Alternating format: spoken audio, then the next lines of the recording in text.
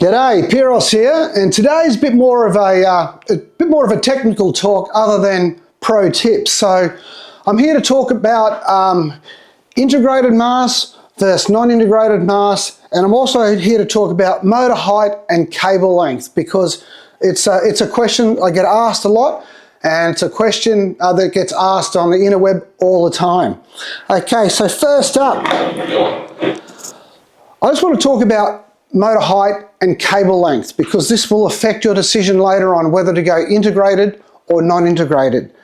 So with an LE or aluminium mast, they go straight down and they don't flare out at the bottom. Some carbon masts, not all, but carbon masts like the Code, the Armstrong, Northwood, the Axis Ultra especially, it's quite broad at the base, they are very wide chord at the bottom.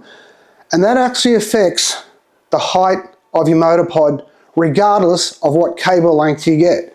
So here's the extreme version of that, because you can see here of this Armstrong setup that because it's so broad at the base, the chord is so wide, the cable doesn't have to travel very far to get to the mast before it starts going up. So you've got all this excess cable, which effectively means the pod or the motor height actually raises up. So that's a 20 centimetre cable. The actual measurement on this is 240 mil, so that's, almost another couple of inches, like 1 3/4 inches. So it actually gained 40 millimetres or 1 3/4 inches in extra height. Okay, so then when you come to the Code setup, it's quite quite a wide at the base. This is a 12 centimetre cable and it ends up at 13.5. And then if you go to the 15 centimetre cable, that's a 6-inch cable, it actually comes up to 17 centimetres. So again, it gains another 3/4 inch.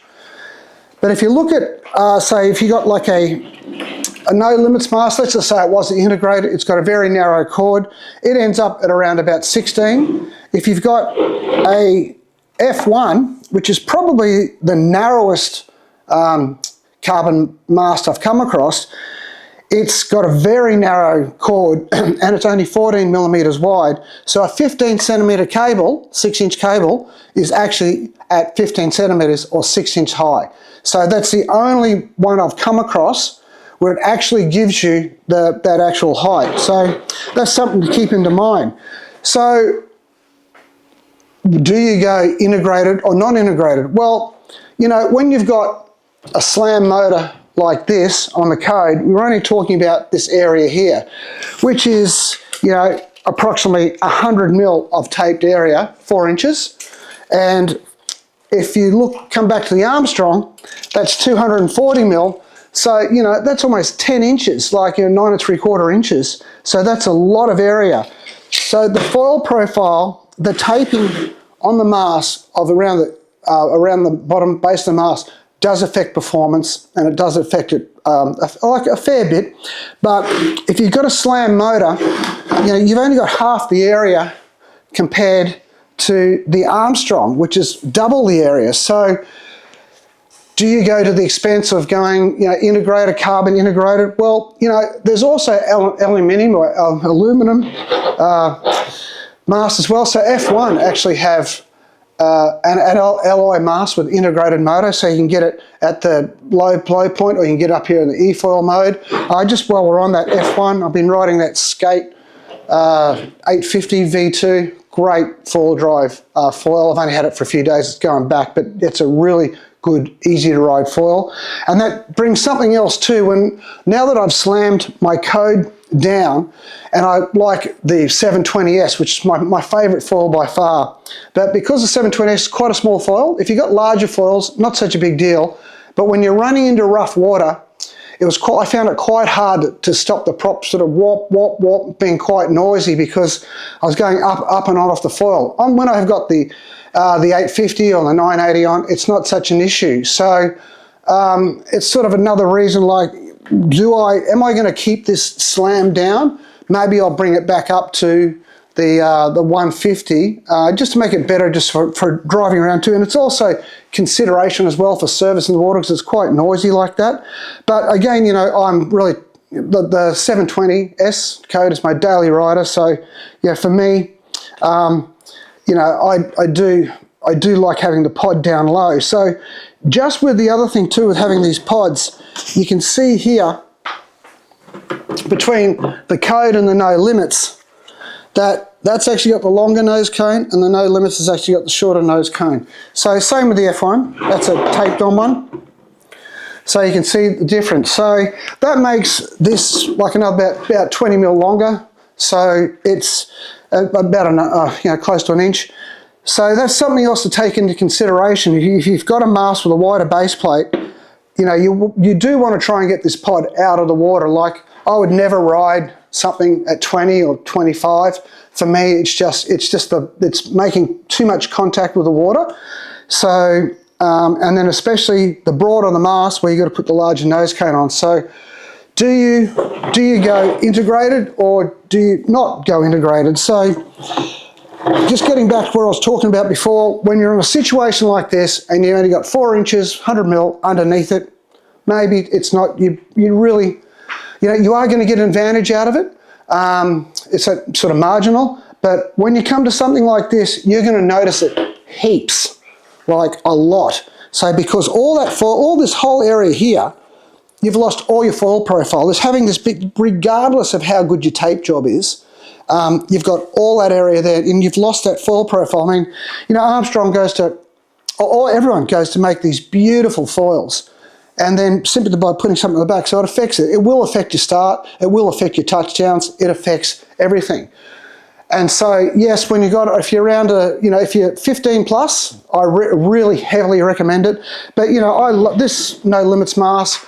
I ride, it's got adapters that go on it, so I ride code on it, I ride axis on it, and I ride lift on it. So this mask has done so much work and I'm super used to it. So I like it. But, you know, again, so I've got the new HP motor. I didn't have one before, like a bolt-on, and I've gone back to the code and just loving that as well. So, you know, can I feel the difference? Well, at the moment, I'm really noticing the difference in the motor height. So just give me a little bit more time to work on that. So if you're going e-foiling, 100% you want an integrated mast. And you don't have to go to the carbon ones. These alloy ones are fine. And I have actually done the cable trick on these. So, and you tape it on all the way down the back. Like, it's a pretty big job.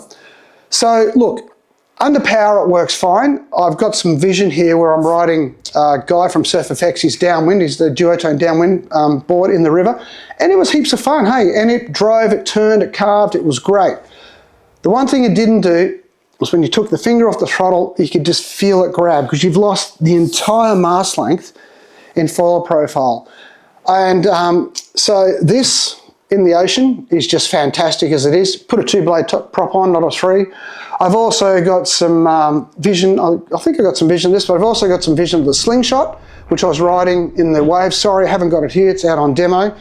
And it was absolutely amazing. Again, it was like this at the e-foil height, and it works incredible. So you can get this mast, you can get this cable and convert everything. Yeah, but you know, it's a good 25-minute process. If you're going to do a bit of e-foiling and you do a lot of foil driving in the surf, I recommend getting a second mast and getting an aluminium one. And then, so if you got something like an Axis aluminium integrated e-foil mast, you can buy all the different adapters for it. I'm not too sure about everyone else, but Axis, I know you can. So you could have just say you're a code rider, you can have your code and you have your motor set up like this. You don't have to undo it. Then when you want to go e-foiling, you get a specific e-foil mask and it's going to give you like heaps more battery time. And if you're teaching someone, it's so much easier to teach them on an e-foil setup on a longer board and then bring them back onto your smaller board and a slam motor. So, you know, it's just my way of thinking. So if you're not sure and you still can't decide, like if you can't decide between 15 and 20, if you've got a code, for example, so if you've got a 15 centimeter mast, if you've got a 15 centimeter cable, it's going to end up at 17, right in between 20 and 15. And 20 centimeters is like 50% of four-wheel drive sales. And that's probably, for the average punter, that's where you want to be. When you become a serious downwinder, when you become a serious prone surfer, yeah, you want to get this out because you can feel it when you touch it in your cutbacks or your rebounds and things like that. But with these new motors, the V2 motors, you can just buy different cable lengths. So they're obviously all the new HP motors are like that. And I'm not too sure when they switched over, but I'm assuming if you've bought a four-wheel drive setup in the last 6 months, you'll have the V2 motor. And you can just get the different cables. So you can have like your 60 centimeter, you can have a 15, you can have a 20, or you can buy a 12. Easy peasy. That's the greatest thing about four-wheel drive, is it's just a product that just, obviously, it just fits onto everything. And just how sick is this? I get to ride all this stuff. It's just so good. So good. I love it. Hey, so I'm a very, very lucky boy. Anyway, so look, that's all I wanted to say today. So, it's more just an information thing. And if you can't decide on your heights, well, maybe, but if you're going to decide on your height, you really need to know if you've got a wide mast, a wide chord or a narrow chord, because that will affect your height. So anyway, if you've got one and you want to ask me questions, just fire away. But look, go into your local shop that sells four-wheel drive. Those guys are all over it. And just go in there, have a chat to them and try some different things. And thanks for listening, and enjoy a four-wheel drive.